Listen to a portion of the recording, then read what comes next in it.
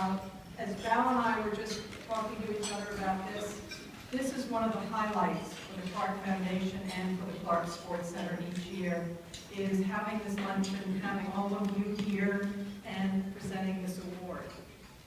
This award was established in 1993 by the Clark Foundation in appreciation of the qualities that Pat brought to us as the longtime Associate Director of the Clark Sports Center. Outstanding sportsmanship, inspired leadership, and caring service. It recognizes great people in our community who are dedicated to positively affecting the lives of children through sports.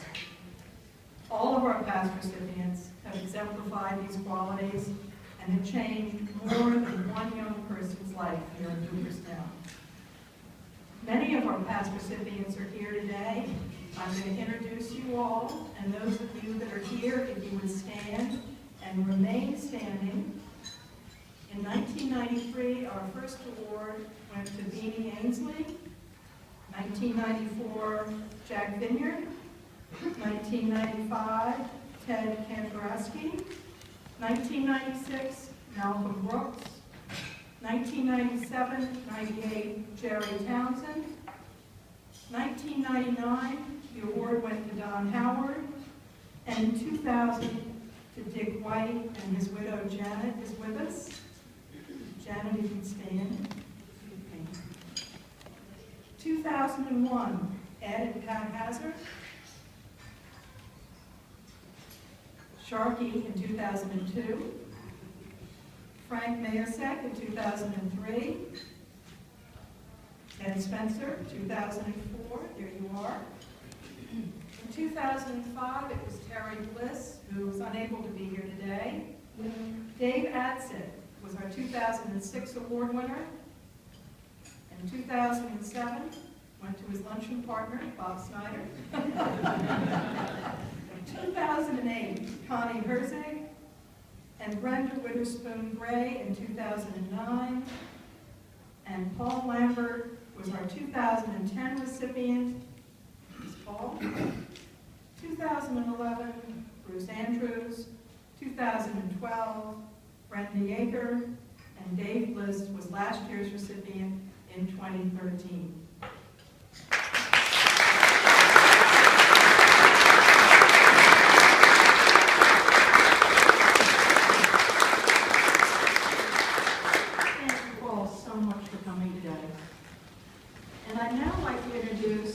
The Fetterman Award Selection Committee, and it'll give us a chance to thank them for their wonderful work in selecting our 2014 award winner.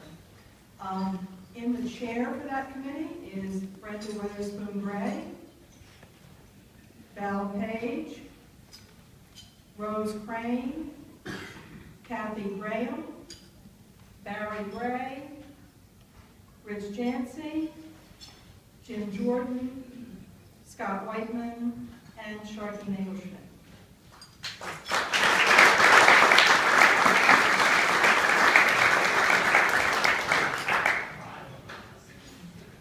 And now, our 2014 recipient of the Fetterman Award is Mark Rathbun.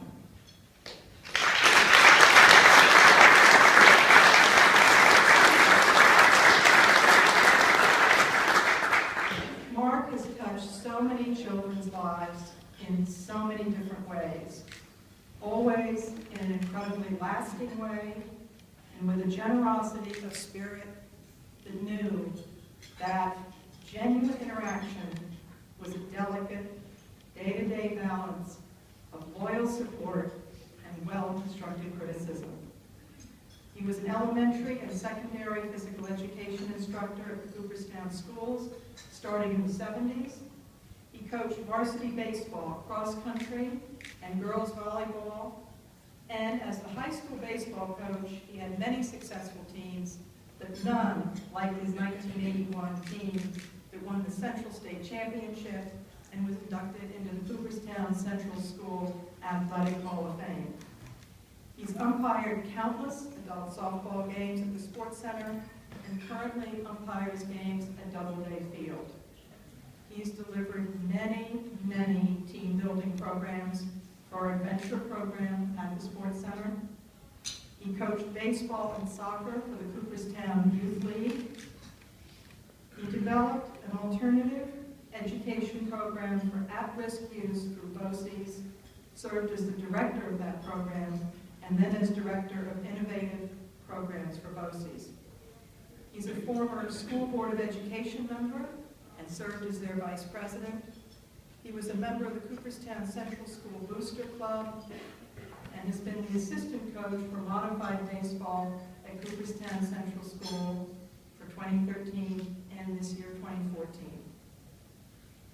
Even in retirement, he continues to touch the lives of so many in our community through sports, community service, and Mark, we're all grateful, appreciative, and congratulate you on winning the 2014 Patrick C. Fetterman Award.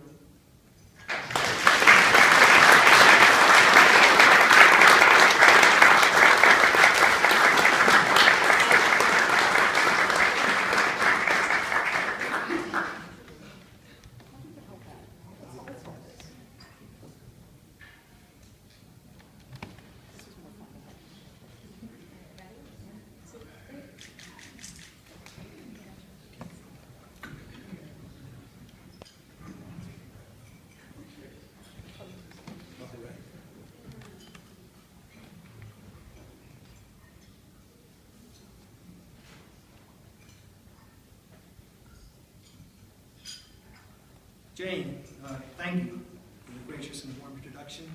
It is my understanding, Val said, that you write your own introductions.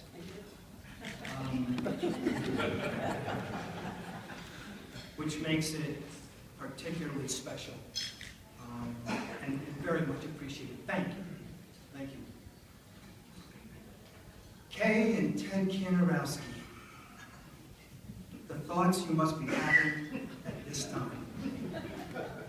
It was just over 41 years ago that two Springfield College students about to begin their student teaching experience rode their motorcycles into your driveway in Toddsville, there to meet our soon-to-be supervising teacher and his family.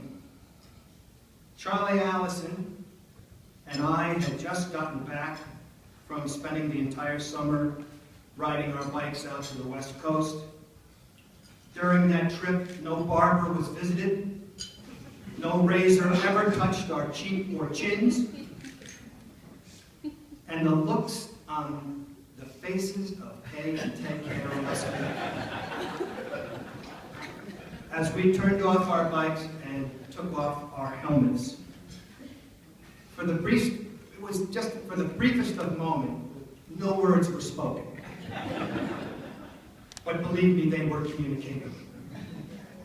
Kay's stare was one of the immediate kick-in of a maternal instinct. I swear, I think she was saying, Ted, gather the children, get them in the house immediately, the dog too. And Ted, oh Ted with that thin, squinty look. And I know, Ted, what you were thinking. What in the world is going on over there at my alma mater, Springfield College? I'm sure you had another thought. No more checks to the alumni fund there. They're cutting them right off. The following spring, I received a phone call, and Ted offered me a teaching position. So you only had yourself to blame. Who would have possibly guessed 41 years ago in your driveway that you and I would be having our names on this incredible award? We never would have guessed it. When Val Page called me exactly 3 weeks ago to let me know that I'd been chosen to receive the Fetterman Award, I don't think anyone has ever taken such great news so poorly. I was in a state of disbelief. something certainly, honestly, I never expected. I'm still not right. I have always admired this award because it's not given for achievement per se, or championships won, although there are past recipients who have won many championships, sectional titles, even state titles. The Fetterman Award recognizes individuals that have made a positive difference in young people's lives, especially in the area of sports and athletics. I think it assumes a broad influence over many years. It is what makes this award so humbling and so special. And so at this time, when this recognition is focused on me, I cannot help but think of a few people who deeply influenced me and who continue to have an impact on my life. I met Barb and Al Cece my freshman year at Springfield College. They were Springfield graduates a few years ahead of me, and actually they were finished with their undergraduate work by the time I got there. Barbara is my second cousin, although I never knew her growing up. Al played baseball for Springfield under the legendary Archie Allen, and it was, I think, my relation to Barb when I first went to Springfield that initially brought us together. In the spring of my freshman year, I tried out for the freshman baseball team. When I finished up playing high school ball, there was an understanding, an expectation that I would go on and play this game at the next level. I loved playing baseball. Nothing else came close. And when the first Springfield College freshman baseball cut list was posted that spring, my name was on it. I did not even make it past the first cut. Whew. I suddenly found myself in a deep, dark place. When Al and Barb found out, they reached out and began putting this 19-year-old kid back together. They gave me the most precious thing they had, their time, and in no small measure either. I found myself at their dinner table on a regular basis. There was a memorable canoe trip up into the northern reaches of the Quebec province with Barb's father, brother, and Al, where the mosquitoes were, I swear, as thick as fog and as big as crows. They asked me to work with them at a YMCA summer camp in the Berkshires, which I did, and Al invited me to play semi-pro ball with him in Palmer, Massachusetts. But when he asked me to be his assistant baseball coach, I began noticing. Yes, as a coach, he was superbly organized and prepared, paying attention to detail. He set high standards, accepted no excuses. He knew the game inside and out, and knew the importance of mastering the fundamentals. But his real genius, his real gift, was the manner in which he interacted with his ball players.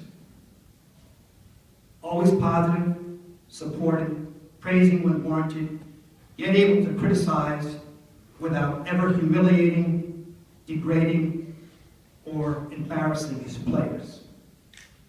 And all this was constantly sprinkled with the most wonderful sense of humor. His players loved him. They adored him. The bond between coach and player consisted of respect, integrity, and loyalty. I could see it, and I could feel it. It would stay with me and guide me in the years ahead in my teaching as well as my coaching. What role models you both have been for me, and countless others ranging worldwide. It is so nice to have you here. Thank you for all you did for me.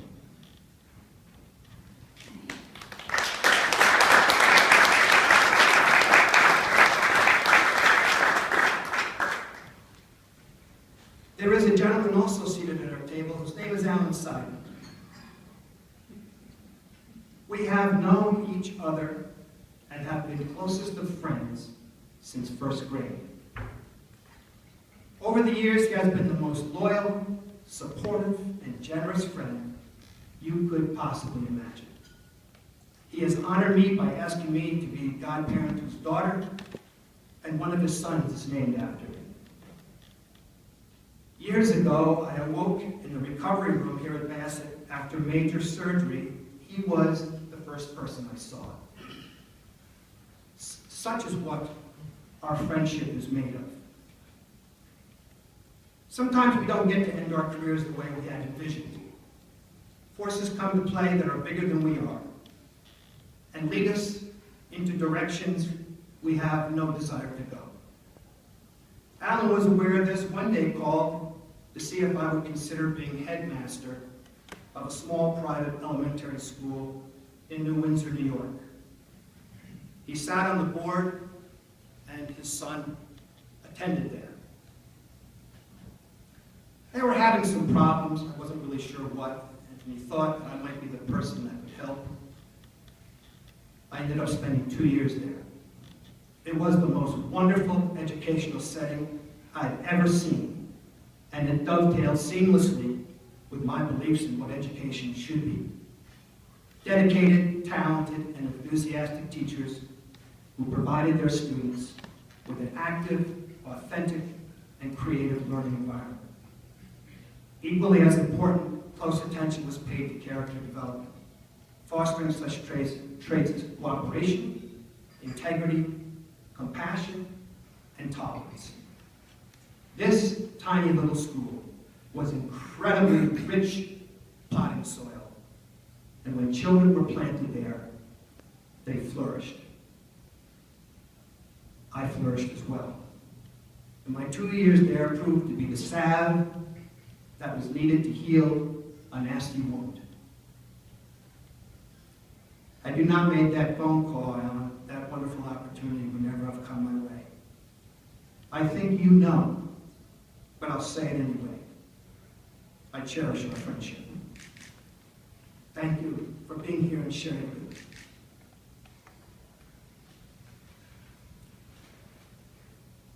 Barb and Al Cece and Alan Seidman are what I call big people.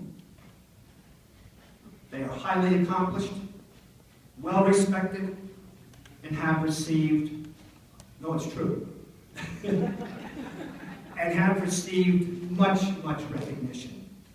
The positive influences they have had on the lives of others, is immeasurable. They have the gift of making those that they meet feel valued and important. You could spend hours talking with them and never have a clue as to all they have accomplished and all they have done for others. What a blessed man I am, honestly. I have a wonderful family. My mother-in-law, Grace Cull, is here, as well as my sister Shirley and her husband Paul, my brother Jim and his wife Nancy, my cousin Tom and his wife Jeannie, of course our son John, and my wife Diane.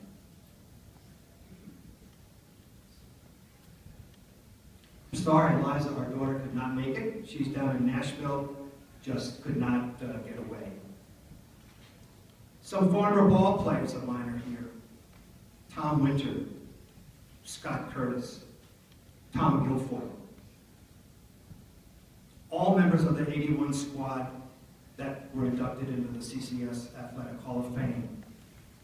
What incredible, talented ball players you were, eclipsed only by the quality people that you have become. Thank you for keeping in touch with me over the years, and from time to time, even including me in your lives. Honestly, you have no idea. When we met 3 weeks ago, Val spoke of the small village of Cooperstown and how we seem to have more than our fair share of talented, giving people. They all contribute not only to the betterment of our young people, but our community as a whole. At this moment, right here, this room is filled with such people. To the selection committee, the Clark Sports Center, to the Clark Foundation, to you, Jane,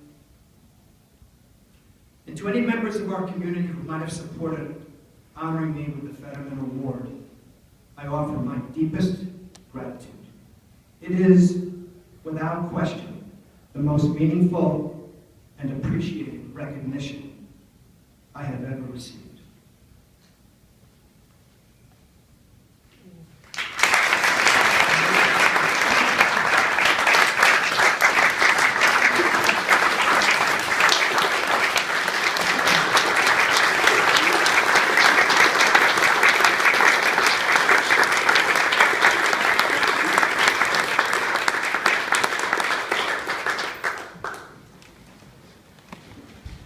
As many of you know, this is sort of the fun part when we open the floor.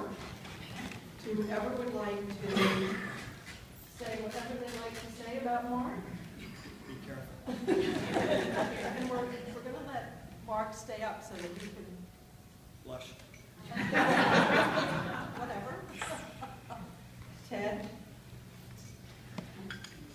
First of all, Mark, our sincere best wishes and congratulations to you. You're the man. You've always been the man, and you're the man. And Jane and Clark Sports Center, thank you for inviting us old-timers to your big party. Although Mark and I went to Springfield College, we went to two different Springfield colleges. Two. Mark was after Woodstock and the flower field. And yes, Mark, I went into panic mode when you drove into my driveway. Kay came in and said, your student teachers are here. And I said, no, there are a couple of hippies on the road. They want to camp in our backyard and probably smoke pot. And when they took their helmets off and I was looking out the window and I saw the long hair, I said, my God, who are those people? You see, I was battling with my football players to keep their hair short in the 70s, because that's when long hair started to become in vogue. So I would make my players cut the hair below the helmet line. I told them it was a safety thing, but something else. So when we sat down at the kitchen table and we talked, the first thing I said, you know, what about this on your face? And what about the long hair? I said, you know, you're going to be models for our students in Cooperstown. And they already have had training in terms of dressing and so forth. And we were I was a little uneasy. And they said, if you'd like us to shave the beards, we will do that. We'll do anything you want. And I knew right then I had them. But when I introduced them at the faculty meeting, they were trim, haircuts, ties, button-down shirts, press khakis. My men, they look great. They look great. However, there are some little kernels of things that you should know. Clark Miller was our head custodian at the time, and he would come in my office right at the beginning of school. He said, what are you going to do with those student teachers? I said, what do you mean, Clark? He said, the locker room's full of steam. I can't put in the paper, and I can't do this, and I can't do that, because I can't see because the locker room's full of steam. Well, you have to remember, or I should point out to you, that Mark and Charlie lived up in Schuyler Lake in a cottage. Which probably was a shack, but it probably was a cottage. No heat, no hot water. And in November, early November and October, they would drive their motorcycles to work or come to teach, and they would be frozen. So they would go into the locker room, turn on all the showers, warm up so they could go home and teach their classes. And I said to Clark, I said, you know, give them a little slack. These are really destitute kids trying to make it to the school, and it's okay, and just don't worry about it. That went fine. Jim Robinson called me down to tell me that we were going to get a new position in physical education that we were looking for. And he said, I and Lauren have selected, we think, this kid that you had, Mark Rathbun. I said, uh-huh. He said, would you go down to Springfield and talk to him, see what his intentions are? So I had Mark's phone number and I called him. And I said, I'd like to come down and talk to you about a job. He said, fine. I told him when I would be down, and he said, okay. I said to him, where will I meet you? Because there were two residencies. Alumni Hall was for the men, and it was 2 years before I came to Springfield as a freshman that they allowed young women to be a part of the community. And never the two would mix. So, he said, I'll be in Abbey Hall, which was the girls' hall. And I had told him that I was going to take him out for dinner and so forth. And I turned around and I said to Kay, gee, you know, he's probably trying to introduce me to some sweet thing and he wants me to take her out for dinner. So I drove in to the parking area and the place is just busy with kids, men and women, going in and out of Abbey Hall. So I go up to the desk and this nice little co-ed says, can I help you? And I said, I'm looking for Mark Rathbun. Would you know him? Is he around? Oh, everybody knows Mark. And I'm looking around, and I said, okay. He said, I'll call him. He's up in his room. Mark comes bounding down the stairs, and I look at him, I'm looking around the area, and I said to him, before he shook his hand, what are you doing here? He said, I live here. And just like a parent, I said, do your mother and father know you're living in this dorm? True story. And he said, yes. And they approve of that? Yes. Well, anyways, make a long story short, we recruited Mark. Thank you so much for coming to Cooperstown and being the man you are, the man. And we really, really enjoyed our working together. Thank you.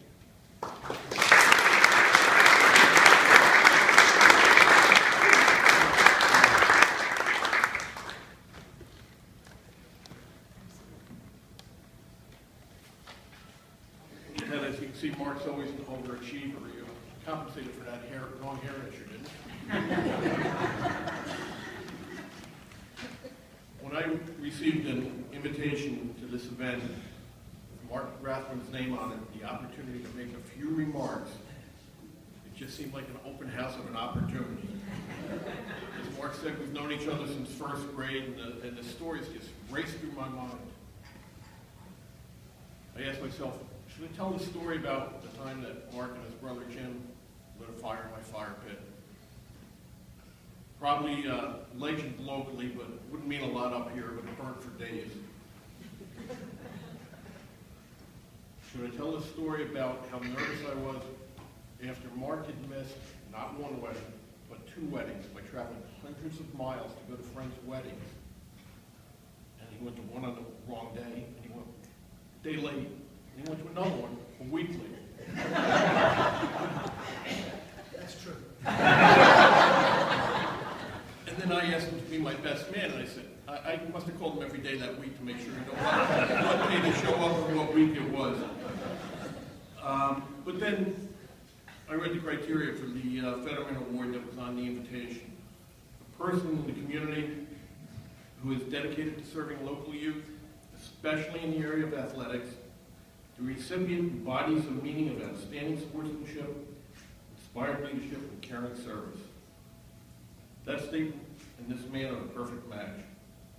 Always a fierce competitor between the lines, but always with true sportsmanship. Mark is one of the most caring people I've ever known. As a high school student, he would make a trip to visit a handicapped classmate, and still to this day, when he comes back for a visit, he always either visits a retired teacher, parent of a classmate, even though we're getting up to ourselves in that age bracket. He's impassioned about education and opportunities for our youth, as the award is kind of mentions and is around. He's a true leader among leaders, but above all, he's the best friend anybody could ever ask for.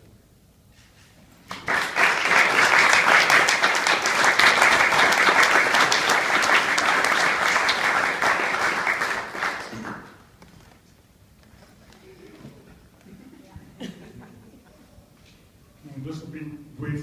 I have a little business to take care of first because I play golf 5 days a week now. I'm retired for a bunch of years. So I'm leaving my card up here. I want to get to Leatherstocking. I played it once about 20 years ago, but I need to lower that. And anybody who wants to come to Williamstown and play Taconic Golf Club can come over there. But isn't it? The committee has validated the choice. I mean, it's easy to see. He takes his day and turns it around.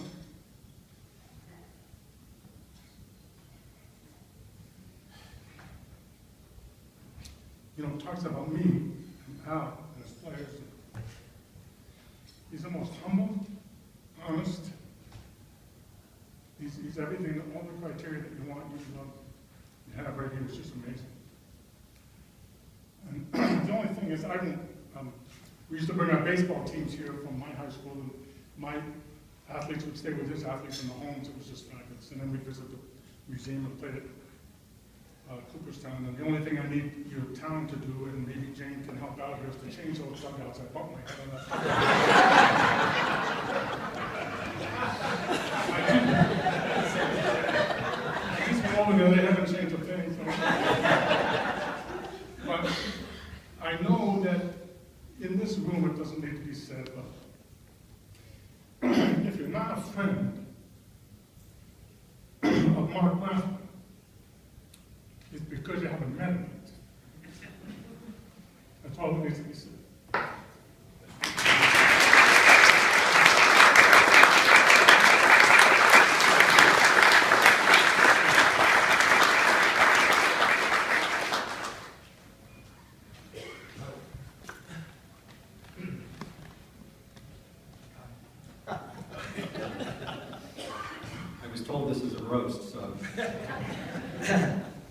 First of all, thank you very much for the invitation to be here. I'm very proud to be part of this event. My name is Tom Guilfoyle, and I had the privilege of playing for Mark over 3 seasons, over 30 years ago. But I'm here because he made such an impact on my life during that time. During those seasons, I think our teams were 45-5. 7 players played Division I baseball. 1 went on to play professional baseball, and he's here today. So he was no doubt a great baseball coach. But I can honestly say I don't remember a single thing he taught us about baseball. And I mean that. But I can recount countless things he taught us about being men and preparing us, and the life lessons that he taught us to prepare us to be successful teachers and lawyers and engineers and accountants, and probably most importantly, good husbands and fathers. I think the thing I remember most about Mark was his humility, certainly. He taught us how to win and to lose with grace, although we did not lose very often. He was very much a team person. We never had a captain on any of our teams, and that's because no one was ever singled out for good or for bad. We were all one team, and we were all expected to lead. I think the only time that we actually didn't need a team was when Tom Winter struck out every batter he faced, so all he needed was a catcher that day. But other than that, we were, in fact, a team more so like a family. And as I grow older and I have kids of my own, I think I change my definition of what a great coach is. It's certainly not for me wins and losses, but I think a great measure of a coach is the impact he had on those kids and his inspiration and his instilling a love of the game, and how many of those players go on to become coaches themselves. And recently we were together for a reunion, and many of the players, Mark's players, were there, and I asked many of them if you coached, and to a man, every single one has coached. And I think that's a great testament to Mark and his impact on all of us. So thank you very much for having us here. I'm very proud to have played for you. I'm proud to be your friend, and very proud to be here. So thank you very much.